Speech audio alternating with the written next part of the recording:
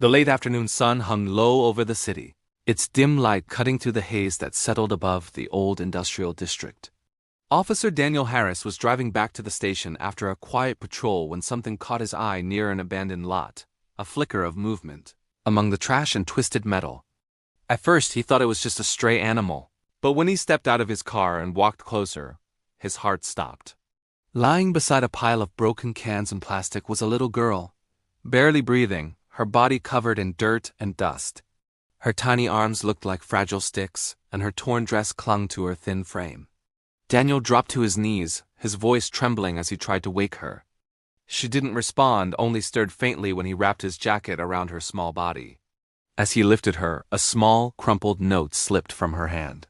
The edges were torn, the words written in a child's shaky scrawl.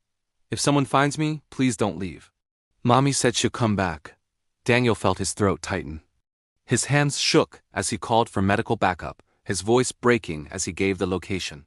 When the paramedics arrived minutes later, they gently placed the girl on a stretcher. Daniel noticed a handmade bracelet on her wrist, small colorful beads spelling the name Lily. Something about it tugged at his memory as the ambulance sped away into the fading light. That night, Daniel couldn't rest. Back at the station, he dug through old missing child reports. Papers scattered across his desk, coffee growing cold beside him. Hours passed until one report stopped him cold, a case from nearly 2 years ago. A woman named Claire Turner had lost her daughter Lily after a fire destroyed their home. The mother had been badly injured, left in a coma for months, and when she woke, her memory was blurred.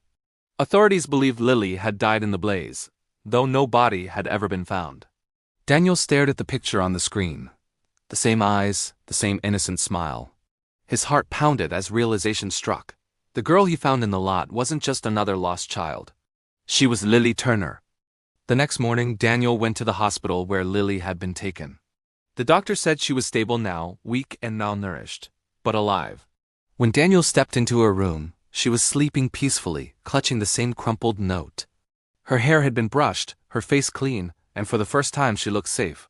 As Daniel stood there quietly, a nurse approached and said the girl's mother had been asking about her daughter every day since waking from the coma. Daniel's voice broke slightly when he asked to contact her.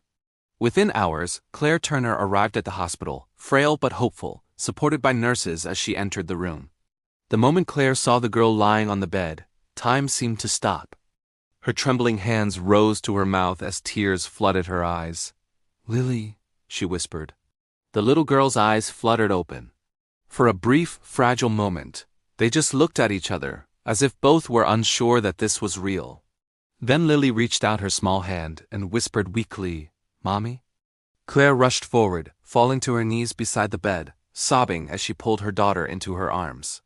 Their tears mingled as years of pain melted away in one heartbeat.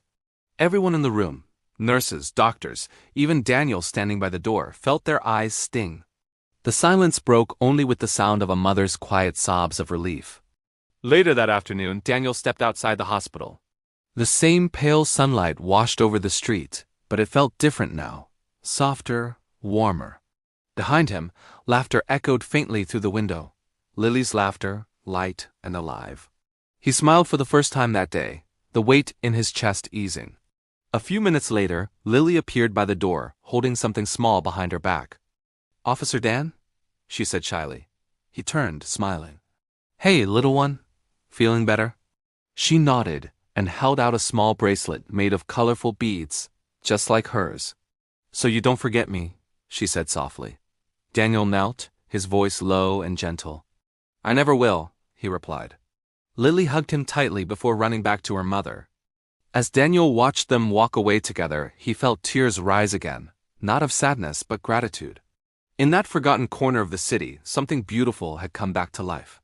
And for Daniel, that day was a reminder of why he had chosen this uniform. Not just to enforce the law, but to protect the fragile spark of hope that still lived in people's hearts. Because sometimes, even in the darkest places, humanity still breathes.